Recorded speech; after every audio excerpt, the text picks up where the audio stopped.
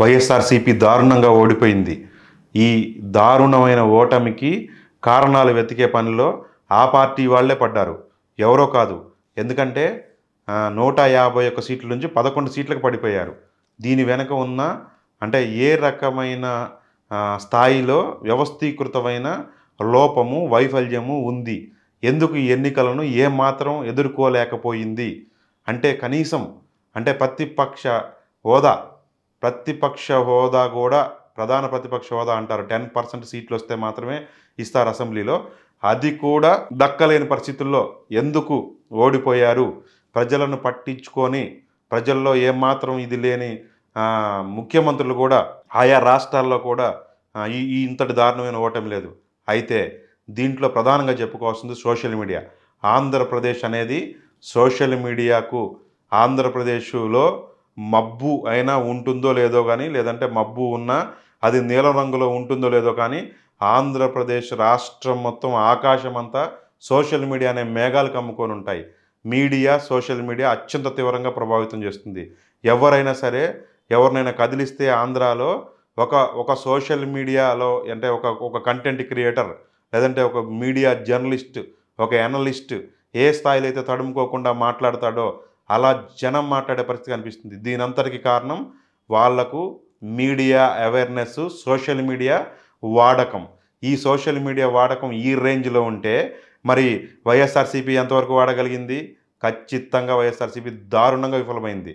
ఎంత దారుణంగా అంటే జగన్మోహన్ రెడ్డి 2019 ఎన్నికలకు ముందు ఎన్నికలకు వెళ్తూ ఉన్న క్రమంలో అంటే జనసామాన్యంలో ఒక మనిషిగా ఉన్నప్పుడు ఆయన జనసామాన్యమైన మనిషిగా ప్రొజెక్ట్ చేయడానికి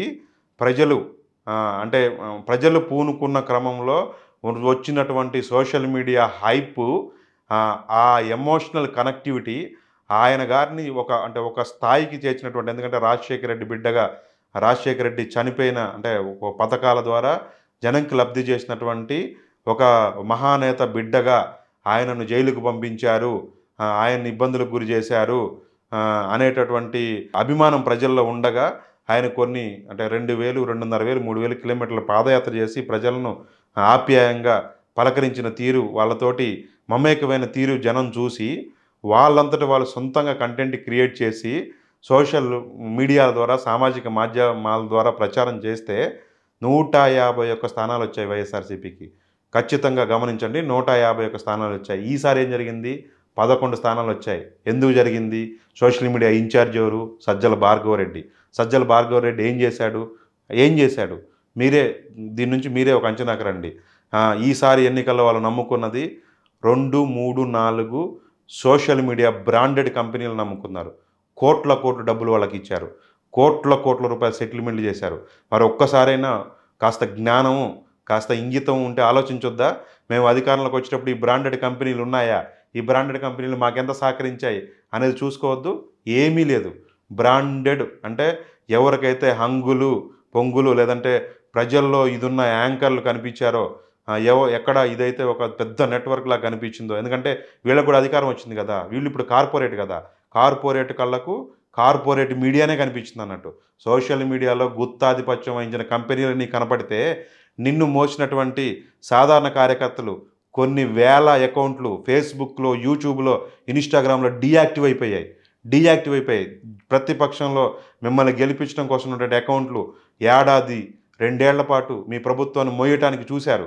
చివరికి తెలుగుదేశం ఎత్తుతున్నటువంటి ప్రతిపక్షంగా వాళ్ళు ఎత్తుతున్నటువంటి అంశాలు ఎదుగుతున్నాయో అందులో వాస్తవాలున్న నిన్ను వెనకేసుకురావటం అంటే వైఎస్ఆర్సీపీ ప్రభుత్వం అండతోటి కొద్దిమంది పిడికెడు మంది లేదంటే ప్రభుత్వంలో ఉన్న అధికారం నడిపించేటటువంటి మనుషులు చేసేటటువంటి దురాగతాలని ప్రజల్లో వ్యతిరేకత వస్తూ ఉంటే నిన్ను మొయ్యటం కోసం మేము నడిపించాలని చెప్పేసి ఆపేసిన అకౌంట్లు వేల సంఖ్యలో ఉన్నాయి. అవి మళ్ళీ తెరుచుకున్న పాపాన పోలేదు. ఎందుకు పోలేదంటే ఇక్కడ సజ్జల భార్గవరెడ్డి ఆయన టీం పనిచేసింది. ఈ సజ్జల భార్గవరెడ్డికి అయితే అసలు సోషల్ మీడియాలో అసలు ఈయనకంటూ సోషల్ అకౌంట్లే ఉండవట. యూట్యూబ్లోనో, ఫేస్బుక్లోనో, ఇన్స్టాగ్రామ్లోనో ఈయనకు అఫీషియల్ అకౌంట్లు ఉండవట. మరి ఈయన సోషల్ మీడియాని ఏం కంట్రోల్ చేస్తారని ఈయనకు అప్పచెప్పారో, ఈయన ఏం కంట్రోల్ చేశారో ఇక వారికే తెలియాలి. ఇక తర్వాత ఏ స్థాయిలో దుర్వినియోగం జరిగిందంటే జగన్మోహన్ రెడ్డి సిద్ధం సభలలో మీరే నాకు స్టార్ క్యాంపెయినర్లు అవుతారా, మీరే నా పథకాల లబ్ధిదారులే నన్ను జనంలో తీసుకోవాలి, నేను ఒంటరిగా వచ్చాను, మీరే నా స్టార్ క్యాంపెయినర్లు కండి, మీరే నా సోషల్ వారియర్లు కావాలని పిలిపించుకున్న తర్వాత అంటే ఇంకా నెల 45 రోజులు ఉందనంగా సోషల్ మీడియా అకౌంట్లు పుట్టుకొచ్చాయి. సోషల్ మీడియా యాక్టివిటీ స్టార్ట్ అయింది. ఈ లోపల తెలుగుదేశం చెప్పా కదా దట్టమైన మేఘాలు కమ్మేసినాయి. దట్టమైన ఒక సునామీ, ఒక ఉప్పెన తాలూకు మేఘాలన్నీ కూడా వాళ్ళ మీడియా, సోషల్ మీడియా ఆంధ్రప్రదేశ్ రాష్ట్రం మొత్తం కమ్మేసి ఉంచిన తర్వాత జగన్మోహన్ రెడ్డి పిలిపించిండు. ఏమవుద్ది అది అంటే ఒక టార్చ్ లైటో లేదంటే ఒక చిన్న ఇదో ఒక బల్బో వేసినట్టు ఆయన పిలిపిస్తే ఏమొచ్చింది, అప్పటికే టైం అయిపోయింది. ఏ స్థాయిలో జరిగిందంటే అంటే మామూలుగా మార్కెటింగ్లో కూడా చెప్తారు, మౌత్ టాక్ అనేది అత్యంత పవర్ఫుల్. ఎవరైతే అంటే తెలుగుదేశం మీడియా కానీ లేదంటే దానికి ఇదైనా అంటే ఒక రకంగా వాళ్ళు బాధితులు అయిన ఖమ్మం వాళ్ళు అయ్యి ఉండొచ్చు, వాళ్ళు ఈసారి నమ్ముకున్నారు ఈ ప్రభుత్వాన్ని మట్టుబెట్టాలని. వాళ్ళు మౌత్ టాక్ నమ్ముకున్నారు. అత్యంత పవర్ఫుల్, గుర్తుపెట్టుకోండి. ఒక సినిమాకు మౌత్ టాక్ వస్తే ఎంతటి మీడియా, సోషల్ మీడియా ఎంత కుమ్మరించినా సరే మౌత్ టాక్ వచ్చిన సినిమాలు 100 కోట్లు కలెక్ట్ చేసినవి ఉన్నాయి. కేవలం మౌత్ టాకు. ప్రొడక్ట్స్ కూడా అంతే. అల్టిమేట్గా ఏదైనా ప్రొడక్ట్ అయినా, ఏదైనా రాజకీయ పార్టీ అయినా, లేదంటే ఏదైనా ఇదైనా మౌత్ టాక్ తెచ్చుకుంటే అంతకు మించిన ఇది ఉండదు. కానీ సోషల్ మీడియా ప్రజల్లో మౌత్ టాక్ తీసుకురావడం కోసం తెలుగుదేశం కూటమి మీడియా పనిచేసింది. వైఎస్ఆర్సీపీ మీడియా, సోషల్ మీడియా పూర్తి స్థాయిలో విఫలమైంది. దారుణంగా విఫలమైంది. ఆ రాష్ట్రంలో ఎవ్వరి ముందుకు వెళ్ళి మైక్ పెట్టినా, ఏ సోషల్ మీడియా వాళ్ళు మైక్ పెట్టినా వచ్చే మాట ఈసారి ఈ ప్రభుత్వం కూలిపోద్ది, జగన్మోహన్ రెడ్డి అరాచక పాలన, దురాఘాతాలు, దుర్మార్గాలు, ఈ ప్రభుత్వాన్ని మేము దించుతాం, ఇవే మాటలు వస్తాయి. 10 మంది ముందు మైకి పెడితే 8 మంది 7 మాట్లాడే మాటలు ఇవే. దీన్ని చెప్పి వాళ్ళు ఏం చెప్పారో తెలుసా, మా ఓట్లు వేరే ఉన్నాయి, అవి సైలెంట్ ఓట్లు, అవి ఎన్నికలప్పుడు మాత్రమే కనిపిస్తాయి. అంటే దేవతా వస్త్రాలు అంటారు కదా, ఈ సామెత మీరు వినే ఉంటారు. దేవతా వస్త్రాలు అనేది అంటే వాడికి బట్టలు లేకుండా తిరుగుతూ ఉంటాడు. ఏంటంటే నేను దేవతా వస్త్రాలు ఉన్నానని చెప్పేసి భ్రమిస్తాడు. అది ఎప్పుడు తెలిసింది వాళ్ళకు, ఎన్నికలు ఈవీఎంలు ఇప్పేసిన తర్వాత తెలిసిందనమాట. ఈవీఎంలు ఇప్పిన తర్వాత మందంతా బట్ట బయలైంది, బరిబాతన కనిపించింది. చివరికి ఏమైంది, జగన్మోహన్ రెడ్డికి జరగరాని నష్టం జరిగింది. 2,70,000 కోట్ల ప్రజానిధులు ఒక వీకర్ సెక్షన్కి పంచినటువంటి ప్రభుత్వము, అలాగే అనేక పోర్టులు, అనేక కంపెనీలు ఆంధ్రప్రదేశ్ తీసుకొచ్చినటువంటి ప్రభుత్వం దారుణంగా ఓడిపోయింది. ఎందుకు? సోషల్ మీడియాలో చెప్పుకోలేకపోయారు. సోషల్ మీడియాలో నీ దగ్గర చెప్పుకోవడానికి ఎవరైనా వస్తే, నీ ఆఫీస్ దాకా వస్తే, నీ సోషల్ మీడియా ఆఫీస్ దాకా వస్తే సజ్జల భార్గవరెడ్డి కనీసం వాళ్ళని కలిసిన పాపాన పోలేదు. దానివల్ల అనేక మంది ఆ పార్టీ కార్యకర్తలు, ఆ పార్టీ అభిమానులు అంతో ఇంతో సహాయం చేస్తే ఏ చిన్నపాటి స్క్రీనో, లేదంటే ఒక కెమెరానో, లేదంటే ఒక చిన్న కంప్యూటరో, ఎందుకంటే సోషల్ మీడియాలో కంటెంట్ క్రియేట్ చేయాలంటే ఖచ్చితంగా ఏదో ఒకటి కావాలి. ఇస్తారేమో ఆశించి తిరిగి విసిగి వేసారిపోయి ఏదో ఒక పోస్టులు షేర్ చేసుకుంటా లైక్ కొట్టుకుంటూ కూర్చున్నారు. గుర్తుపెట్టుకోండి, కంటెంట్ క్రియేషన్ అనేది చాలా ఇంపార్టెంట్. కంటెంట్ క్రియేషన్ అనేది నీ దగ్గర లేకుండా పోయింది. కంటెంట్ క్రియేషన్ అంతా తెలుగుదేశం వైపు నుంచి సాగింది. నీ దగ్గర నుంచి ఏమన్నా అభిమానులు ఎవరన్నా ఉంటే లైకులు షేర్లు కొట్టారు. లైకులు షేర్లు కొట్టడానికి చాలా లిమిటెడ్ కంటెంటే మీ దగ్గర నడిచింది. ఇక ఎవరైనా సరే వాళ్ళు ఏదైనా ఒకవేళ అనేక స్టెప్పులు దాటుకొని మీ దగ్గర మిమ్మల్ని కలవటానికి వస్తే సోషల్ మీడియాలో వాళ్ళు ఏదైనా క్రియేటివ్గా ఏదైనా సలహా ఇవ్వబోతే ఆ సలహాలను దొబ్బేసి, అంటే ఆ సలహాలు ఏదైతే, ఎందుకంటే పాపం చాలామంది సోషల్ మీడియా స్టడీ చేసి వస్తారు కదా, వైఎస్ఆర్సీపీ మీద అభిమానంతో వస్తే వాళ్ళ దగ్గర నుంచి సలహాలు తీసుకొని వీళ్ళ టీం, ఎందుకంటే వీళ్ళు 100 కోట్లు డబ్బులు ఖర్చు పెట్టుంటారు కదా, వైఎస్ఆర్సీపీ నుంచో జగన్మోహన్ రెడ్డి నుంచో తీసుకుని ఉంటారు కదా, ఆ డబ్బులను కొట్టేయాలంటే వీళ్ళకు సొంతంగా క్రియేటివిటీ లేక వీళ్ళ క్రియేటివిటీని దొబ్బుతారు అనేటటువంటి చాలా దారుణమైన ముద్ర పడిందనమాట. ఇట్లా ఎన్నో రకాలుగా, అంటే అసలు పూర్తి విఫలం అనమాట. అంటే ఒక ప్రతిపక్ష సోషల్ మీడియా ఒకవైపున మిమ్మల్ని చీల్చి చెండాడుతూ ఉంటే నువ్వు ఏమి చెప్పుకోలేని నిస్సాయిత స్థితిలో మీ మీడియా, సోషల్ మీడియా ఉండిపోతే ఇట్లాంటి దారుణమైన ఓటం కాకపోతే ఇంకేమొచ్చింది మీకు.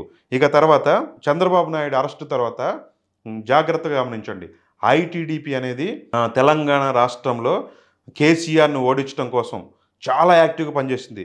ఎంత అంటే ఎన్నికల్లో విరుచుకుపడింది. ఇక్కడ కాంగ్రెస్ పార్టీ రేవంత్ రెడ్డి గెలుపులో ఖచ్చితంగా ఐటీడీపీ పాత్ర చాలా ఉందన్నమాట.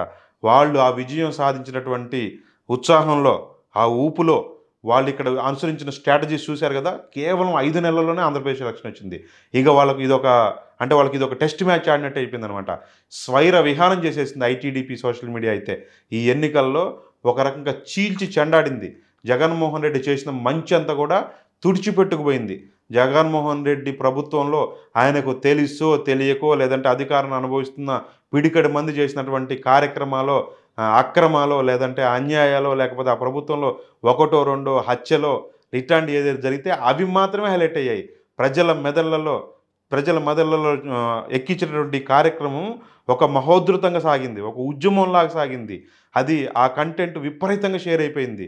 ఆ కంటెంట్ ప్రజలకు చేరిపోయింది. వామ్మో! ఈ ప్రభుత్వం ఉంటే మళ్ళీ మనం దెబ్బతింటామేమో అనేటటువంటి పరిస్థితికి ఆ మీడియా తీసుకెళ్ళగలిగితే వైసీపీ మీడియా అతి కొద్ది మందిని బ్రాండెడ్ కంపెనీలు నమ్ముకొని ఏముంటది వాళ్ళ దగ్గర కంటెంట్ సోషల్ మీడియాలో ఉండాల్సింది క్రియేషన్.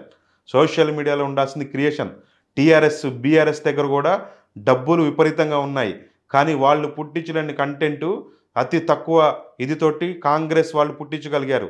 తెలంగాణలో పాపం వాళ్ళకి చాలా తక్కువ ఆర్థిక వనరులు ఉంటాయి. ఎందుకు పుట్టించగలిగారు? క్రియేటివిటీ ఒకటి సొత్తు కాదు. ఒకటి క్రియేటివిటీ ఇద్దరో, ముగ్గురో, నలుగురినో నమ్ముకుంటూ వచ్చేటటువంటి నష్టం ఇది.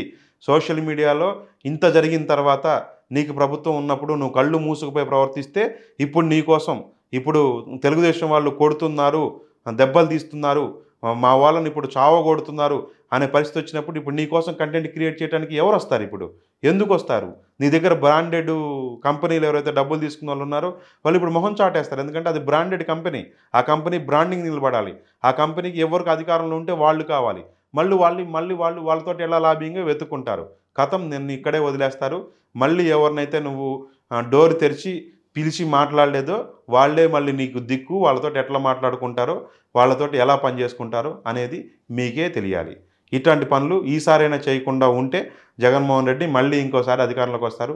లేకపోతే ఇక్కడ తెలంగాణ రాష్ట్రంలో బీఆర్ఎస్ ఎలా అయితే కునారిల్లుతా ఉందో వైఎస్ఆర్‌సీపీకి కూడా అటువంటి పరిస్థితి అయితే ఖచ్చితంగా వస్తుందనైతే చెప్పక తప్పదు. మరోసారి మరో వీడియోతో కలుద్దాం.